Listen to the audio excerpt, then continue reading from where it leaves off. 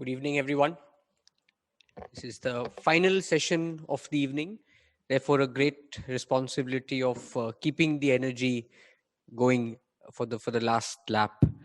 Uh, so far, we've really spoken about the importance of 21st century workplace skills. Why is it necessary? How do we transform teachers in the way they approach learning?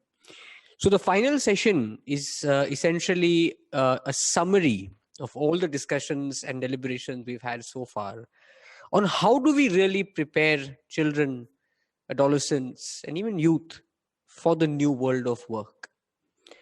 I'm joined by my first guest, uh, Mr. Vivek Verma, who is the global chair for TRI University and the senior advisor to Telangana State Innovation Council. I have known him to be an enabler of talent, an enabler of ideas, which is why the government of Telangana as well as TAI has put him in such position of responsibility because he has the ability to connect the dots between different stakeholders in the system and put them together so that we can create new ideas and new possibilities. My second guest for this panel is Ms. Anushka Ashok, a behavioral architect at Final Mile Consulting. Before that, she worked as a user researcher at M-Pani. So it's going to be really interesting where you have an industry representative talking about the demand of talent, and you're going to have a behavioral architect who is going to talk about how do you really work with the mindsets of students and young people and even teachers to bridge that demand supply gap of the quality of talent and the capability of talent. I'm going to request Vivek to first share his opening comments, followed by Anushka, and then we'll really have an open conversation about this topic. Vivek, the stage is all yours. Thank you very much, Samyak, and thank you very much to the Jagran Lake City University for inviting me, and good evening to all of you and good evening to Anushka. Glad that we are all speaking at this important topic, something which I'm quite passionate about, and which is why, as Samyak mentioned in his introduction about me, I work with the TAI University, which is essentially a program we run around the world to encourage entrepreneurship in young students, young minds. So I'm very glad to have joined you people today and really share some of my learnings, some of my wisdom that I have gained over the last about 35 years of working in the corporate world, many of which were managing companies as the P&L head, or as the world fashionably calls CEO or managing director or various titles, but essentially you're responsible for the profitability of that business. And what I have learned, and that's the perspective I will share here with you, that I think like Samyak said, the demand or the requirement that the industry has today from the workforce that is kind of transitioning from completing their education and getting into the work world, surprisingly, and then this was a formal survey done, I think about 6 years ago, where people asked the hiring managers that what's the number one skill that they're looking for when they are hiring fresh graduates or even employees who are experienced. And a lot of speculation was that it must be about thinking, it must be about experience, it must be about knowledge or the pedigree that they brought to the table, it must be about experience. But surprisingly, even in a job, the number one ability that was identified through this survey was entrepreneurial ability. And I think it becomes even more critical in what I like to call the co-COVID world. Many of us are of the firm belief that this COVID phase is going to pass and we are going to go back to the world that we experienced prior to January 2020. I am of the firm belief that that's not going to happen. We are never going back to the world prior to January 2020. What we saw is over. Some of those aspects we will remain with us as stories that we will tell to our children or grandchildren. So we are living in a world which is a co-COVID world. None of us imagined this world. So the bad news is that we don't know how this world operates, but the good news is nobody else does. And I think that is where some of the abilities that I'm going to talk about that is required in the future workforce become very, very important. The number one thing I think is what I call the entrepreneurial mindset. And again, a lot of times people get confused between startups and entrepreneurial mindset. Now, the two are connected, but they are not one equal to the other. And the reason I say this is because, in my view, one of the things that is very important for all of us is the ability to look for problems around us. The keenness or the final ability to be able to spot a problem and say, oh, there seems to be something that's not going right, I think is a phenomenal ability, which is the first thing that an entrepreneur needs to have. An entrepreneur is not about business. Entrepreneur is not about a startup. Entrepreneur is just a mindset that I can spot a problem. I can start thinking around trying to find a solution to that problem. I can then find a method to scale that solution. And that is when the last step, which takes me to becoming a startup, comes, which is to monetize that solution at a scale. But if I don't do the last part, I'm still an innovator. I'm still a entrepreneur, because I find a problem, I find a solution. And here I give a very classic example, and I think Dr. Rajdeep also in the previous session beautifully alluded to that I keep telling people, anybody who I meet at random, even for the first time in my life, I say that you have been living with an entrepreneur for as long as you've been in this world. And a lot of times people come back to me and tell me, no, I come from a service background. My father was a government employee. Nobody in my business has ever done business. So I don't come from that background. And I say, look, let's just examine the example I am talking about. Tell me one mother who puts a child to sleep without feeding the child. I can't imagine a single mother anywhere in the world. It doesn't matter which strata of economy she comes from. Now, is that not an ability of an entrepreneur? That I will make sure that people who I'm responsible for, I'll take care of them. How many times have you seen a mother putting a child to sleep without feeding them? Each of us, when we started walking, I'd like to meet the person who walked the first time, and didn't fall down. And who was the person standing behind us telling us it's okay, everyone falls, you get up and walk. And today, when we look at our corporate worlds, a person makes two mistakes, we start putting them on a performance improvement plan. They make third mistake and we are already having a conversation around the fact that we don't need you. So somewhere I think we need to be able to correlate the fact that a mother is a classic example of an entrepreneur, which we don't really look at, because our thought process of an entrepreneur is built in a very, very different manner.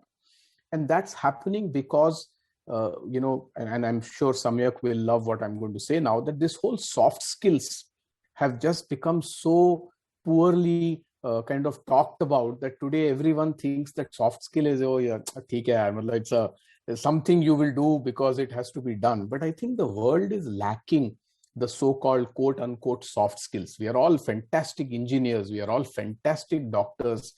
We are fantastic practitioners in whatever field we choose.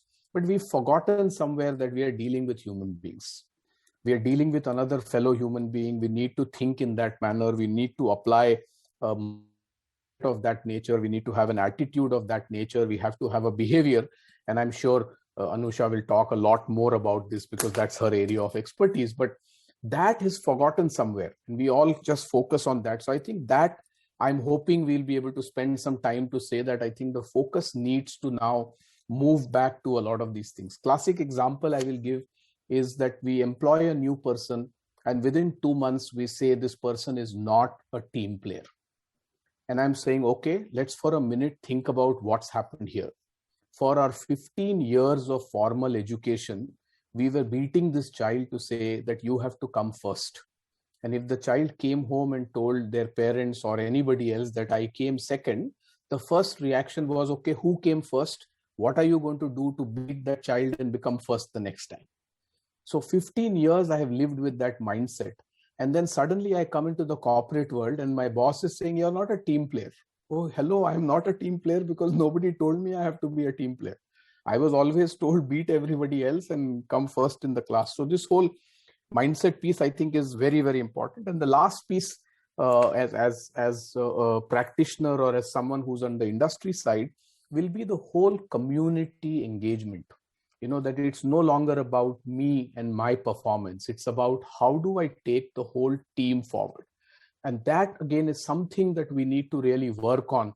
And I think that's a gap we see today, that you see phenomenal individual performers, but then when you put them into a team, there are team dynamics, and then bunch of fantastic individual performers, just their sum total at least is what you expect from the team, but you get probably half or less than half of that instead of a multiplication factor that you have seen. So those are just my thoughts, that I think that's where the gap exists. And I'm hoping, with whether it's the new education policy, which is giving a little more focus on entrepreneurship, a lot of outstanding work that I see X Billion Vision Labs doing, Jagran Lake University is doing. So I'm hoping that all of these will begin to start showing results as we go forward. But those would be my comments, Samyak, to start with. Anushka? Thank you so much. Thank you, Samyak, for inviting me. Great thoughts, Mr. Vivek. And thank you so much generally for giving me the opportunity to talk about a topic that I hold so dear to me. So I work at a firm called Final Mile, which is a behavior science and design firm. And the point of our work has always been to see how we can use behavior science to influence behavior for the positive. And one of the problems that I've always had the biggest opportunity to work on is about education and actually building this learning mindset of sorts. And maybe I can talk a little bit from my experience in this sector for the past 3 years and what I've learned from conducting research and from various stakeholders and from like the education literature as well. But echoing a lot of thoughts that we've already heard, so I hope I'm not too repetitive for everyone. But of course, right, when you look at the school system right now, it's not really evolved and changed as much as our context around us has changed. Right? The way other sectors have been revolutionized by technology and by the changing context and opportunities, education, the system, because it's so large and complex, it hasn't moved as fast. And I also think that to Mr. Vivek's point as well, right? With this increasing uncertainty in the future, the idea that a lot of the kids that join primary school are going to fundamentally end up in jobs that don't even exist when they start school. How do you actually like rethink education when it's not about getting a particular degree to do a particular job, but rather to constantly keep upskilling yourself so you're able to constantly adapt your skills to what is actually coming? And let me step back and talk about like human behavior, right? And what is like inherent to us as a species. And that is our proactive tendency to actually engage with one's physical and social environment and to assimilate and adapt. And therefore, people are innately curious. Right? We naturally love learning. And these are the tendencies that are evolved in us as human beings in order for us to better adapt to the environment, right? So emotions like curiosity that is spoken about by Lowenstein or interest, all of these help us really adapt to our environments around us. But it's interesting, right? When you actually start seeing as a child who's innately curious, exploring the surroundings, engaging with anyone around them, with people, with objects, with this sense of experimentation, suddenly they're introduced into the system that has more external controls. It's all about close supervision. It's all about monitoring. It's about evaluation into this learning climate, right? In order to ensure that learning, quote unquote, in the way the education system at that point has actually determined should happen. So therefore, when children start going to school, their ideas of learning actually shift. It becomes more about exams, about evaluation, about comparison. It starts becoming about almost avoidance, right? Like so many times when I've spoken to kids, you're like, oh my God, I can't wait to get out of school so I can stop learning. And that quote is so important, right, to actually understand. Because our mental model with learning right now is all about evaluation, even though it's something that's so innate to us. Right? It's almost like our brain has evolved for us to constantly keep learning, but the education system has made us not those self-directed learners that we should be and what we should be encouraging. Right? And it's because of the fact that there's an over-indexing on marks. There is a lot of content that is given to kids because that's what's important for them to learn. And it's a lot of focus on rote learning. And therefore, kids just want to kind of like avoid it. And also we look at the overall system as well, right? Parents want this. Parents demand teachers to finish their syllabus early. Parents demand kids to do really well. Parents reprimand children for not being the smartest in class, right? Or not being the first rank. Children impose these own labels on themselves. I'm not smart enough. I'm not intelligent. I don't understand math. I can't learn languages as well, right? So all of these are actually creating this kind of stability of, if this is the system, this is how it's going to be, and that is okay, as long as I kind of like pass through, get my degree, get a job, and after I get a job, I'll stop learning, right? Because then I'll just do my job and get money. But therefore, what the main aim becomes is to actually build this learning mindset, right? And again, this is an essential part for me in terms of 21st century skills, right? One of them being this learning mindset. This almost attitude of curiosity, which leads an individual to constantly find these opportunities to learn. And I think Mr. Wade talked about like this entrepreneurial mindset. And I think over here, it's also about looking for opportunities to learn or looking at every moment as a learning moment, right? It's almost about having this positive outlook and belief that one person can think critically for themselves and are motivated to keep learning. And it almost that this learning idea becomes a part of my mindset as well, or becomes an identity of this person, right? And of course, other skills like interpersonal skills, negotiations, are all termed as these quote unquote soft skills or not so important, something that I might just pick up on the way when I learn my job, but that's not true. It's something that is learned through experience, it's understood through schools, it's reinforced by your teachers, right? And that's what should be essential, and that's how it should be. And when I think about solutions, right, I think the first thing is to look at the ecosystem as a whole and understand what's happening in policy to move this, and that seems to be happening.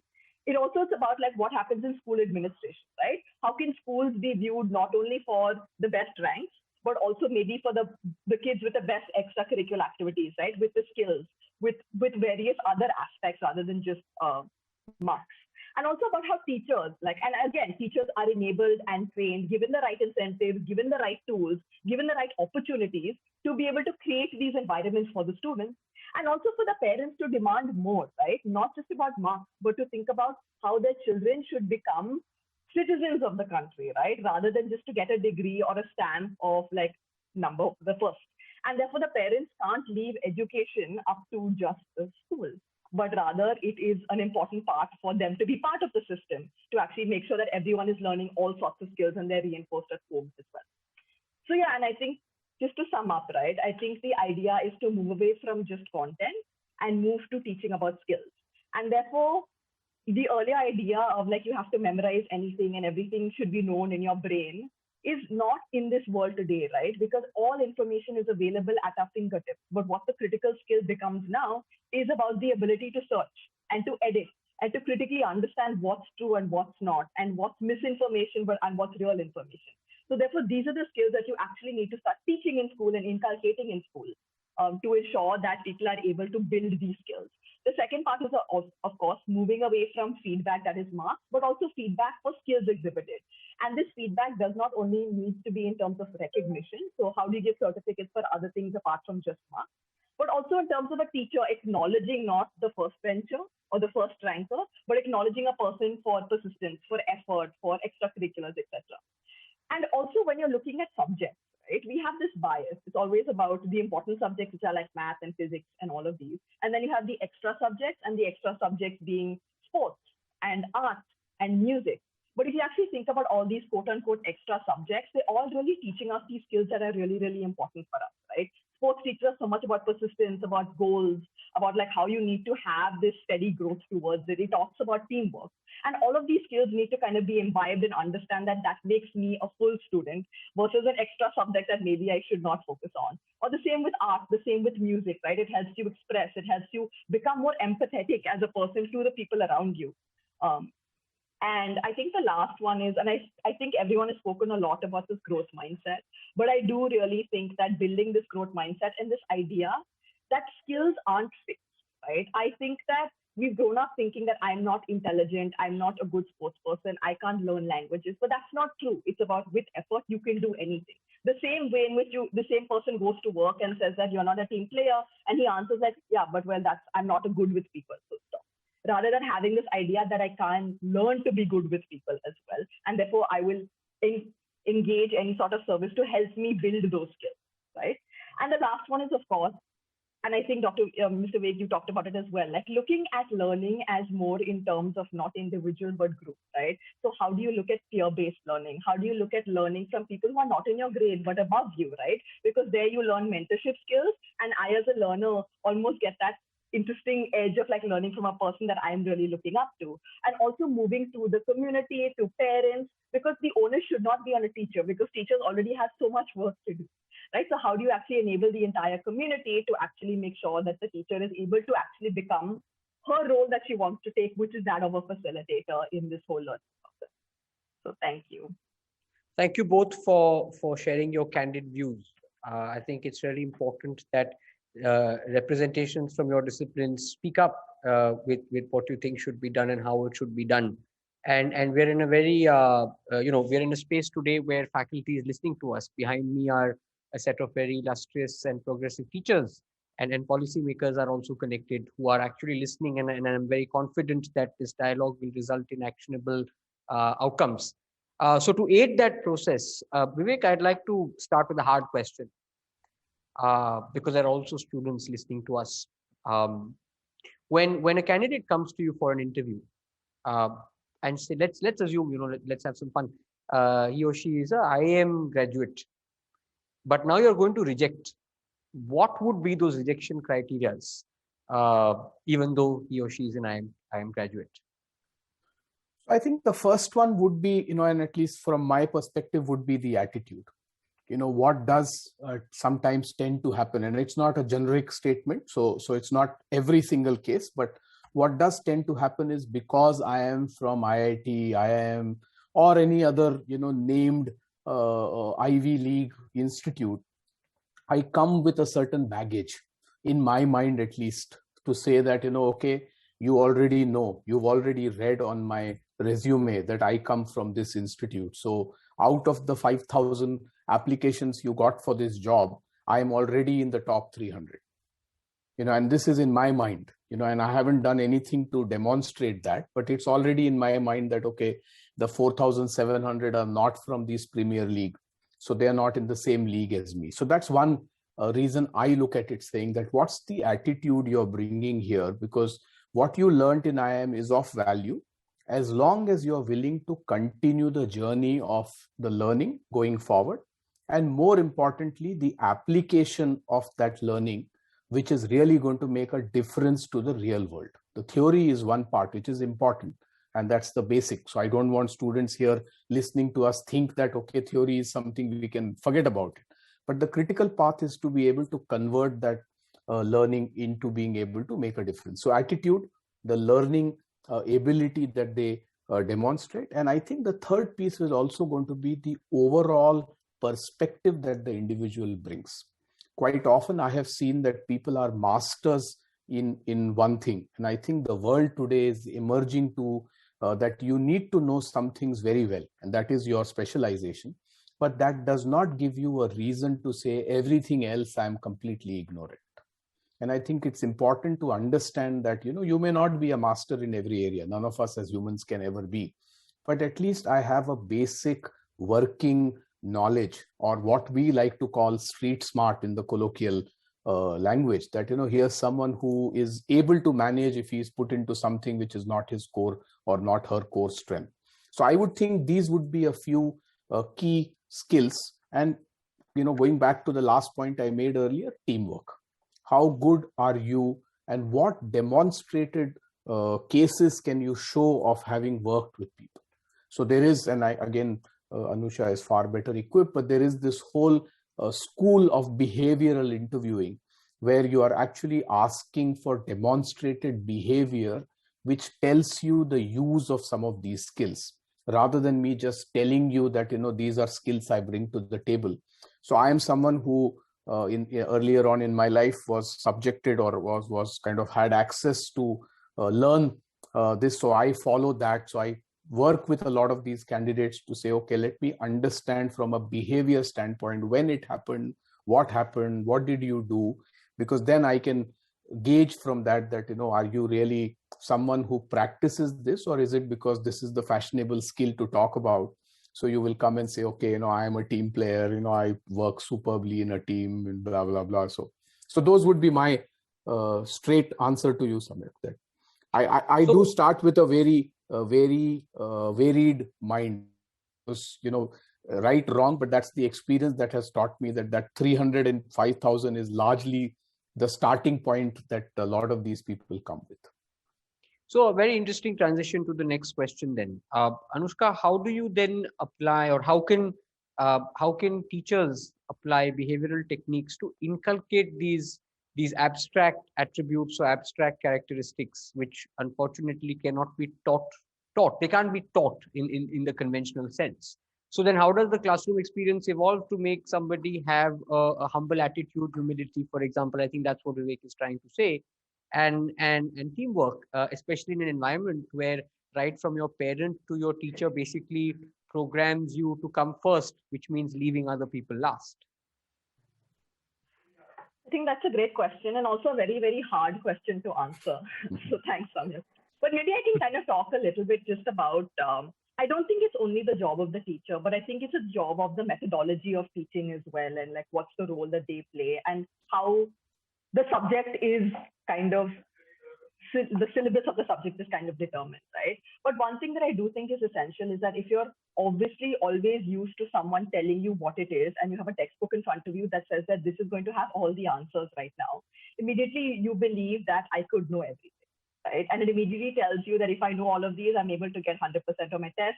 And that is the main feedback that I'm going to get in terms of my performance and about like what are the abilities that I actually need. Right? And therefore, what do we need to do? We need to start off with having like different ways in which a person is actually getting feedback, right? So therefore, it should be that it should not always be an exam, but potentially like even the idea of the understanding of certain people told me that, sometimes the best kind of exam is if you, for example, it's an open book exam, right? So it's not about learning the skills, but it's about the way in which you ask the questions that makes a person think more critically and understand that it's not about mugging the content, but thinking critically and understanding and, using your brain. The second part is that maybe it's also about like how you use peer learning, right? Because then you automatically build the skills of teamwork, right? Rather than having you versus the teacher and a paper in between, it's now, and a textbook, of course. But now it's more about like, how do you ensure that you're having group discussions in your class, right? And once you have group discussions, also getting feedback from each other to understand that it's not about dominating the group discussion, right? It's about maybe like listening. So maybe when the teacher is giving feedback to people, they're not giving feedback saying that this group gave the best point, but rather it's about like, in this group, I saw that so many people were listening and people were building on each other's points. These people were encouraging each other to talk. These people actually came to a consensus, right? So it's about the way in which you're giving feedback and encouraging these various skills. Because like you said, it's not just about teaching saying that, this is critical thinking or this is what teamwork is, but rather giving them situations or experiments where they actually have to learn these and giving them feedback to understand if they're growing in those skills or not. And again, right, it has to be consistent. It can't be maybe once a week task in which you do a group discussion, but rather something that's inculcated in various classes that you're kind of learning these skills of each other. And like I said, right, also thinking about like the various types of extracurriculars, because they also are giving you like a hands-on knowledge in very, very different types of skills. And the third one is that also maybe rethinking about like these hybrid classes where therefore the class, so therefore maybe you're learning content by yourself and in a way in which you could do it at your pace. So I have control over my learning process, which I feel like that also inculcates a lot of skills such as like, what is my goal? What is the feedback? What is my sense of control over my learning experience? All of it helps, right? And again, it's not a direct relation like these would result in this skill, but an overall holistic development of this individual. But then, just as a follow-up question, don't you think as a behavioral expert, therefore, that online learning and majority focus on online learning is counterintuitive to the quality of talent that industry experts want? Because a lot of how you teach what we just spoke about has to be experiential. If, for example, we want our candidates to be more human, how can we use virtual mediums to train them?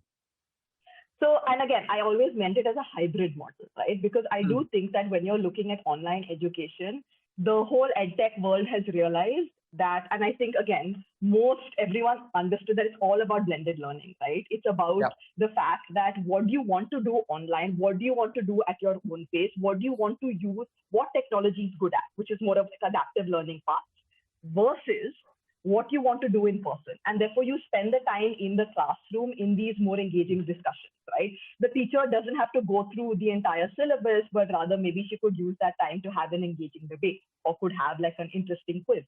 So again, like you said, right, it's all about how you're using these blended learning systems to ensure that we're using the face-to-face time and the time with a facilitator that needs to scaffold this learning process in the right way.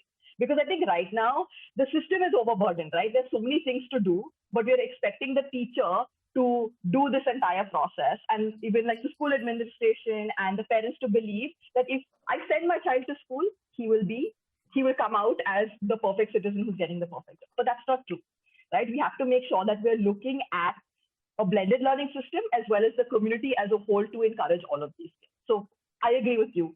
Technology might seem quote unquote like maybe dehumanizing, but it's also to think about what is technology good at doing and see how you could maybe like add a sense of like more human touch within that. But of course, make sure we're using that very critical, important, and I think now in COVID, we've really understood how important it is, these like physical interpersonal interactions for these skills that we actually make us human and make us actually who we are. So, Vivek, taking on to this thread, the title of this topic is Preparing Children for the New World of Work. And in India, I might be mathematically inaccurate, but just take the sense of it, about 2/3 of children are in rural and semi-urban areas. Therefore, they are in rural and semi-urban schools. Notwithstanding COVID, hopefully things will be back on track. How do we take all of this that we've spoken, not just in this session, but the one that you heard previously, for example, and so on? How do we take it to them? And so that, because you also have, and I know you work closely with the Telangana government on various projects that involve rural areas. How do you then translate all of this to teachers there, to parents there, who are still preparing their children for the old world of work? So I think one of the things, and I'm just going back to the last question that you asked, and you are having a good conversation with Anusha. I think it is about humanizing technology. I know it sounds a very cliche and a very big terminology here, but I think that is where the future lies. Because like I said, in the co-COVID world, even when things return back to normal, whatever normal means, because we don't know what the new normal is really going to mean, but whenever it returns to that, I don't think it is going to be a pure physical world as it existed earlier. Not just in education, but in many other fields, entertainment, many other fields, it's going to be a very transformed world. But let's stay focused on your question on education. I think it is going to be a blended learning model even then. So now the question is about what kind of technology adoption we can do, where we can start getting cognitive science to be used a lot more, facial recognition to help the teacher and the whole system understand the learning ability of the student and the learning capability of the student, what's really happening, is going to become very important. So that's one thing I think in this new normal that will emerge. And I'm already beginning to see as an investor, because I look at the world of startups, and I'm beginning to see many people are beginning to think through. And you are an example there yourself, at X Billion Vision Labs, thinking about what the new world is going to be and how do we stay relevant there. So I think that's one thing that needs to happen. The second is, I think this whole geographic boundaries are going to get completely, not going to, it's already disappeared. So far, a lot of the knowledge was restricted to what the ability of my school, my municipal school in a village was. And I think that as a complete model is completely broken, because now I'm not limited by anything. So I think it is about adopting that models to say, I am not restricted by the ability of the best teacher in my village. And if that best teacher is only capable of doing this much, then that's the future of the whole future generation of the village. I think that is gone. So now the technology again is going to enable people to do remote learning, remote teaching.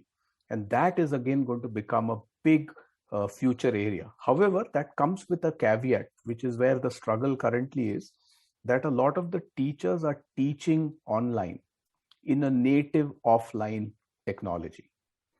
So when you and me are today talking, this is a technology which is meant for people to be operating in an offline world. And now students and teachers don't understand that technology.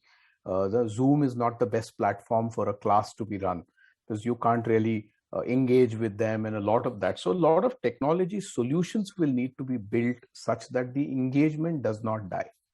And the people involved, especially on the teacher side, because the generation gap between the teachers and the students is so large. Today, the student is a native online student. He or she knows and spends, even before COVID, was spending 6-7 hours on a screen, whereas the teacher is struggling to spend those many hours with the screen. So I think that's another trend that would change, and I think that needs to happen to really make this transition meaningful. And the last piece is, I think that a lot of things will break away from the traditional education system. So today the model understood is a teacher, B.Ed, blah, blah, blah, qualifications, is the only one who can teach.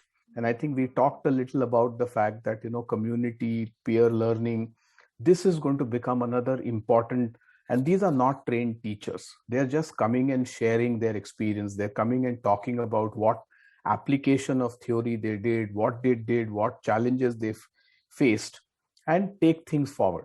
And in doing so, I'm hoping that one of the other important things that come in for future really to make a difference is the less importance on failure. Currently our system is so heavily bent on success and in the parameters we define for success, that we create such a phobia around failure that a lot of the students and a lot of people in the system are so scared, and the fear is so high that I don't even make an attempt, because I don't want to make a fool of myself. I will be a failure, and like I think Anusha was saying earlier, that a lot of people have this, I'm not good at it, and that's come in because of the fear. So if we can work around that to remove the fear, because that's when the true spirit of the human will come out, saying, it's okay, I'll try it out. So what if I fail? If I fail, I learn. And if I learn, then it's a fantastic thing. So failure is a fantastic thing going forward.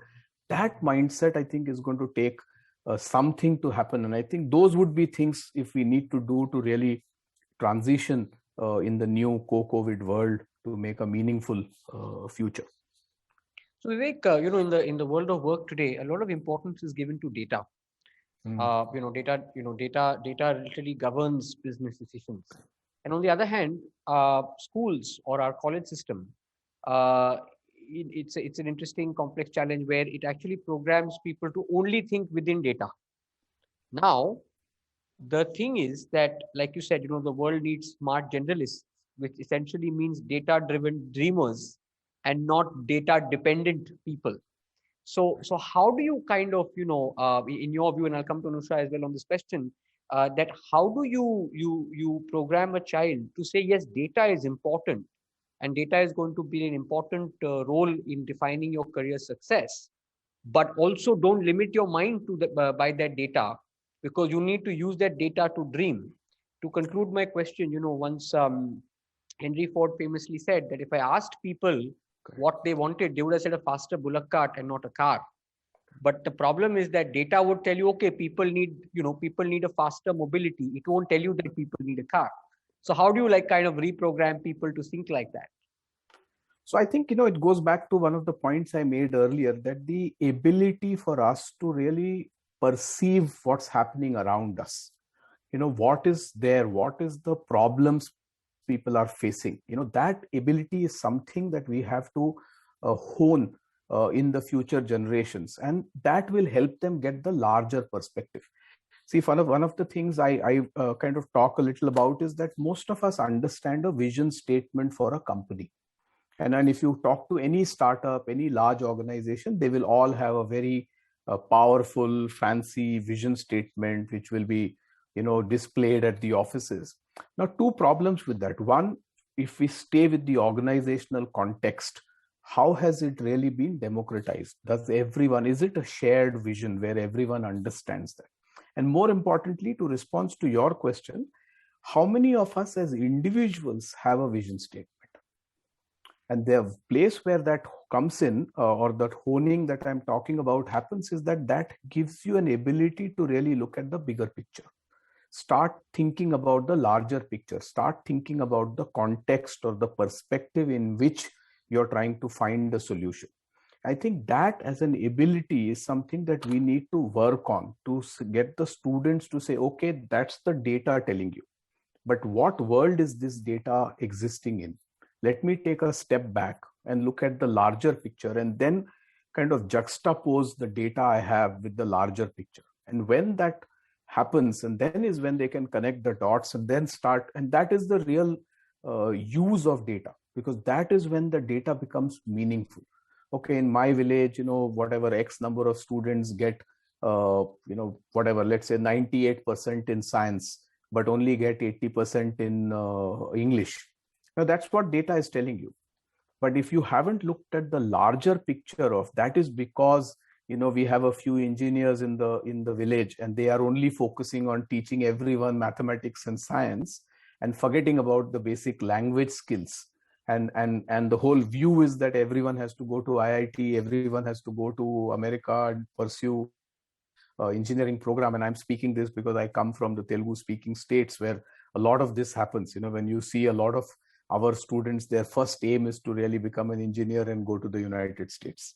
So then the larger picture, if I miss, then I will only be focused on, trying to do something, but that's not going to change because the ecosystem and the larger picture has not changed. So I think that, in my view, is a skill we have to develop and develop as an ecosystem. Share that data or the larger picture to every stakeholder in the ecosystem, that this is what the data seems to be telling us. What's your view? What can we do? What can we collectively build and solve this problem?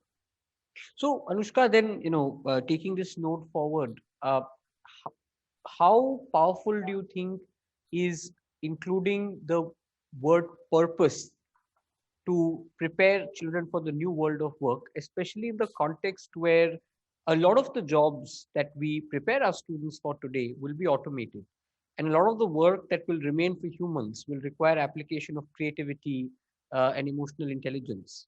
But then in my opinion, then therefore the child has to look beyond survival and beyond money making, because very soon I also predict that we might have a policy called universal basic income, where the government will tell you, fine, you don't need to work, because the reason why you worked before, which is roti, kapra, makan, and healthcare and so on, is going to be taken care of by the state. So now you got to work if you want to add incremental value to your intellectual growth and to society. So what role do you think purpose can play in changing learning behavior or learner behavior? Because a lot of what was spoken about today requires a student to be curious himself or herself in order to learn further.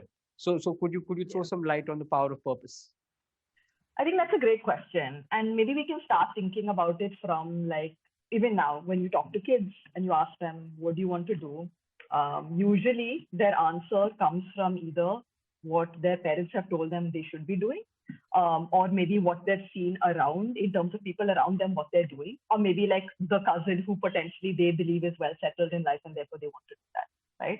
But I think what's really missing in this is what am I good at, right? And again, right, like your sense of purpose should come from not like what is meaningful to you, what you have the capability or the skills for. But I think one thing that we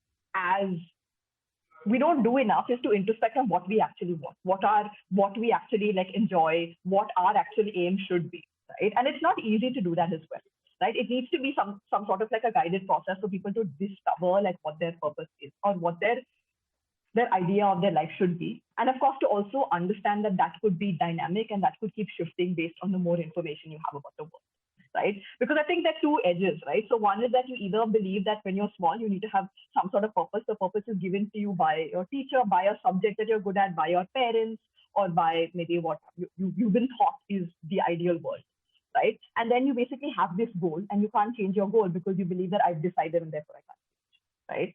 So one problem is to make sure that people are able to understand for themselves, introspect, understand what the skills they're good at, what gives them purpose, what gives them meaning, and being a little bit more reflective in terms of self. The second part is to also understand the fact that your purpose could keep shifting, but overall you might have a direction that you want to go towards. And The second point that I want to talk a little bit about is that you can also see this with learning as well, right? When you look at like goal-directed learning, it makes you understand that, like I have a goal, I'm seeing how I'm going towards the goal. Now I've achieved the goal and I need to get to my next goal. I feel like that idea of like goal-directed learning kind of like amounts to like having like larger goals, right? Overall. That's the second point that I did want to make, that you could also think about like how you're more goal directed. And generally, if you look at human behavior, we are always goal directed. We sometimes don't realize what our goals at the moment is driven towards. So it's about being a bit more intentional about that.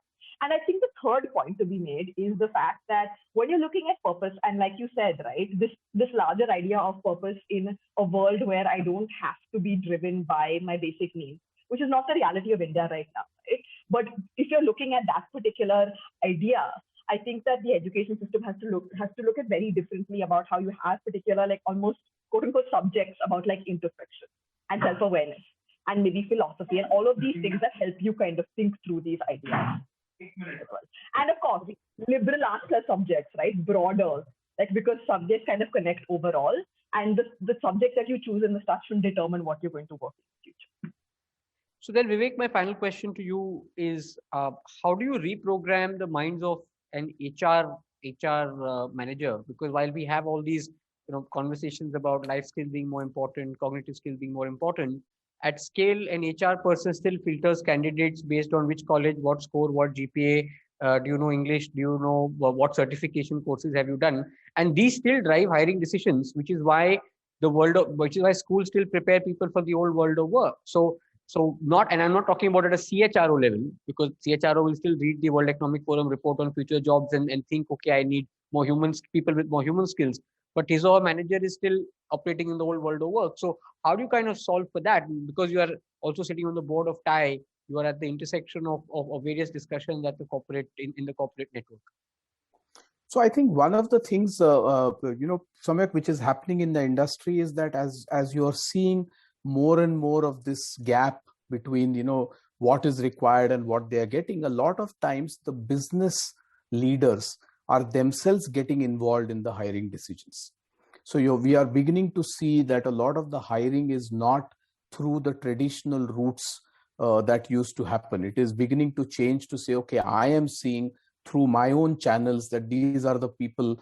The amount of the details of the job description and the hiring kind of brief that is given to the hiring managers is beginning to change. The business owners are beginning to get a lot more engaged in what they are looking at. So it is not about the pedigree. That may be an important section, but there are other sections which are coming in, that these are the kind of backgrounds they must come from.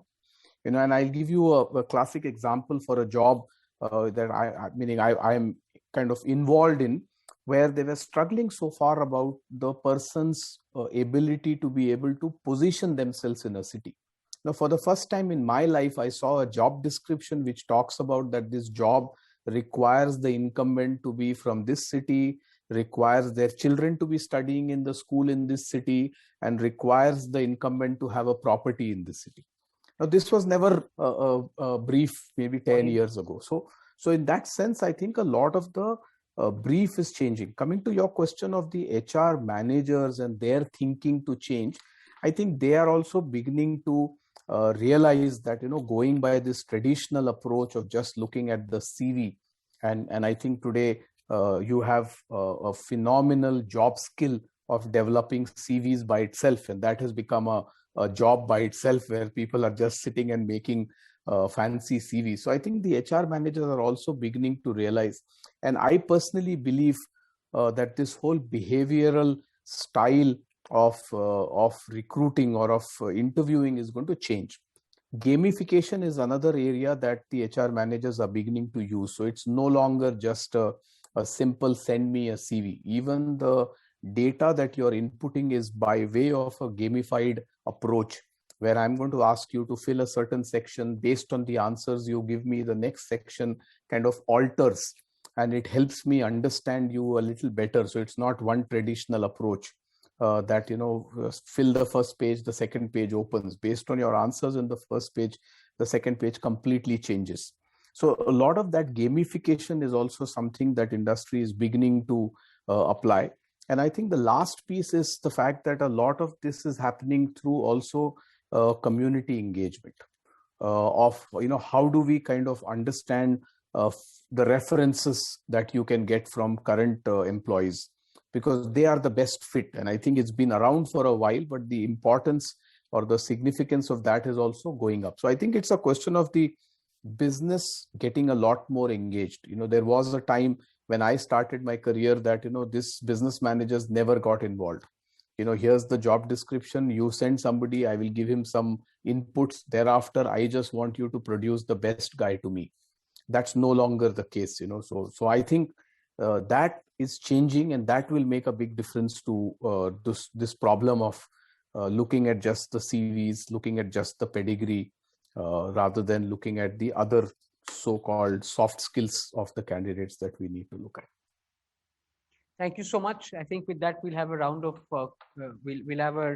thank you for our speakers, and I hope that one day we can actually have this conversation in person. And I said this before as well, because I think nothing can replace the human touch, no matter how technology is required.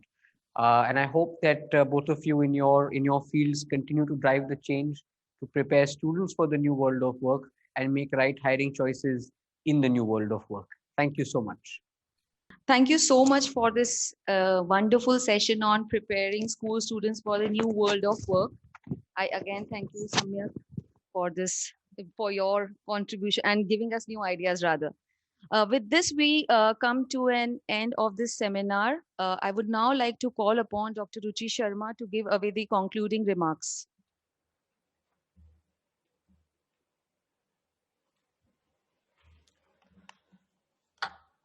Good evening, ladies and gentlemen.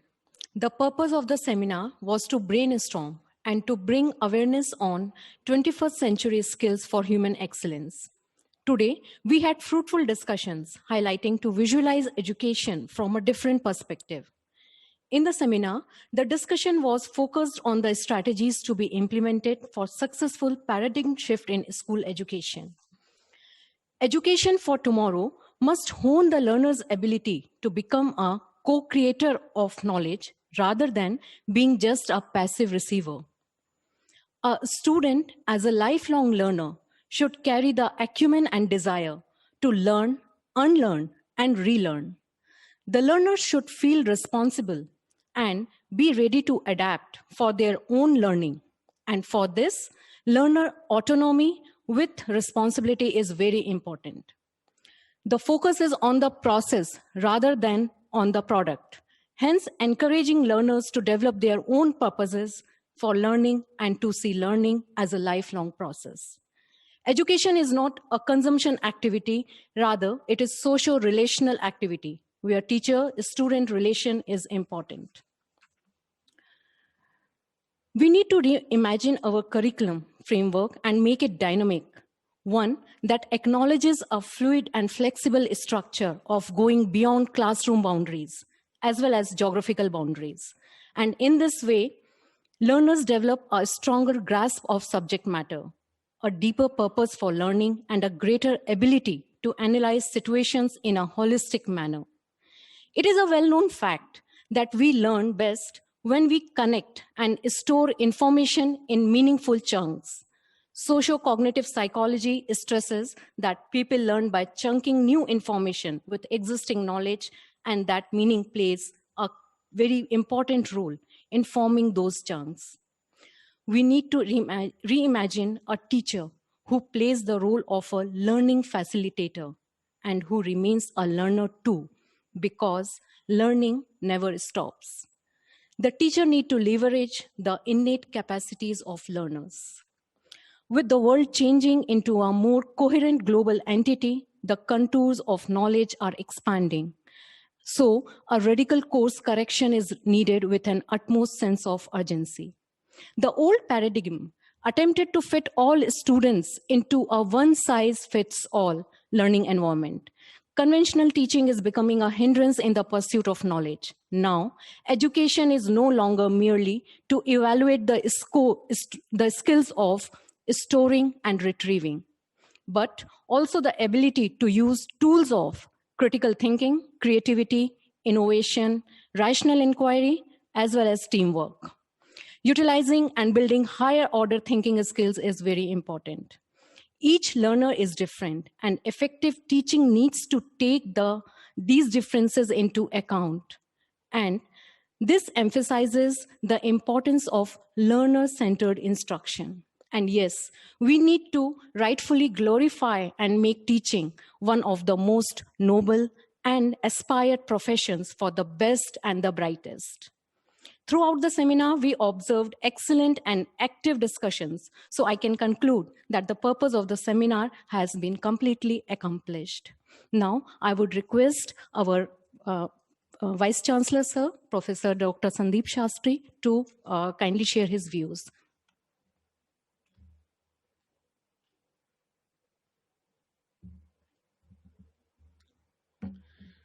Friends, for the last 150 minutes, we have had dialogues involving people of different age groups, involving people of different experiences, involving people who brought different worldviews to this discussion.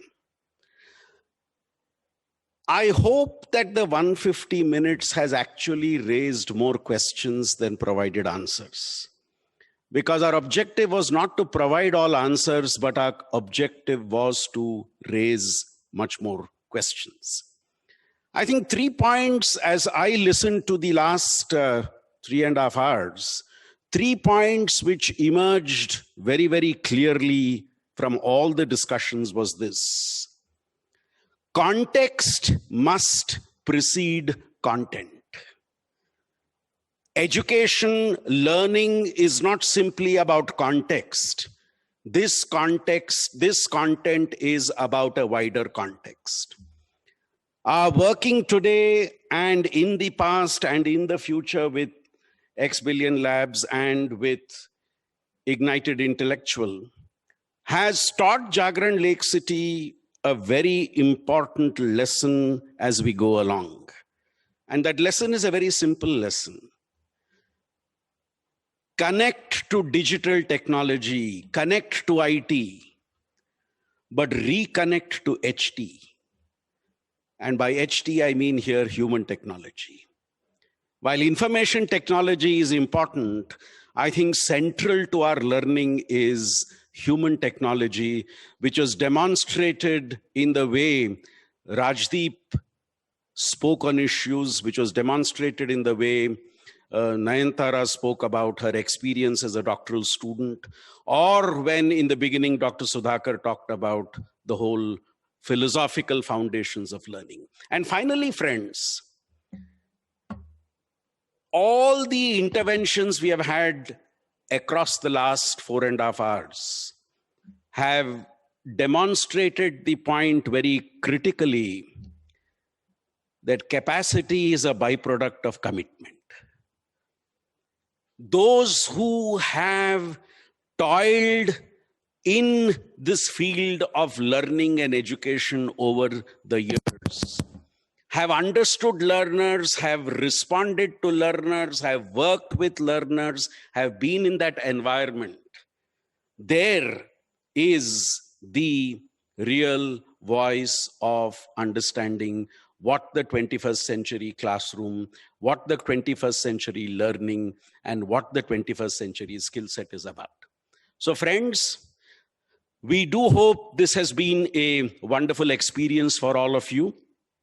As was suggested by the Principal Secretary at the inauguration of the conference, we at Jagran Lake City University will prepare a small report which flows from this conference.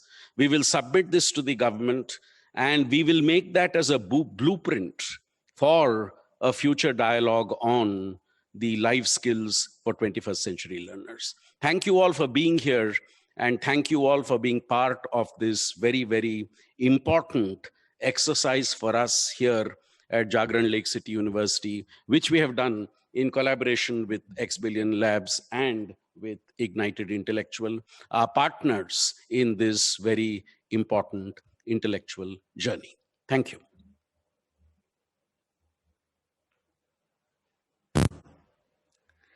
Thank you so much, sir, for your insight and your constant support to us and or you always motivating us. Thank you so much. Now I would like to call upon Dr. Shubhangi Khambayat to give away the vote of thanks.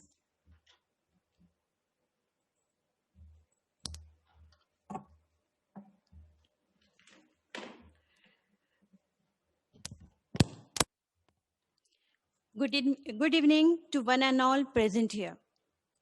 Honorable Pro-Chancellor Mr. Abhishek Mohan Gupta, respected Vice-Chancellor Dr. Sandeep Shastri, respected Registrar Dr. Vivek Khare, respected Dean for Humanities and Liberal Arts Dr. Shailja Shastri, our most valued invited guests, dear participants, ladies and gentlemen.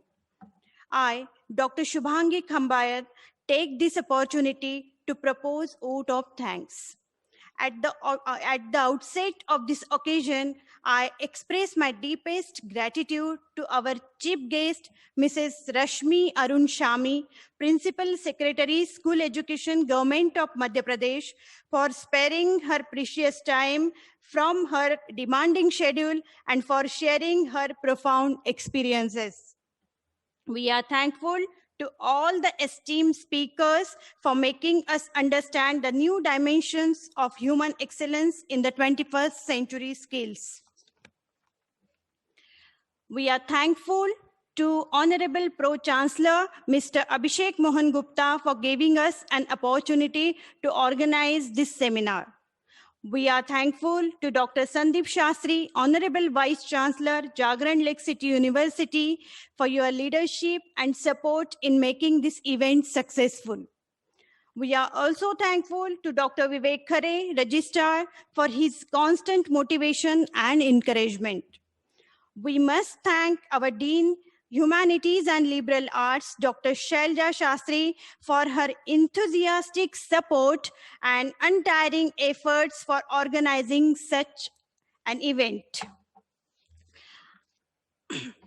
We would like to thank Director Dr. Ruchi Sharma, School of Humanities and Social Sciences, for your support and trust in us.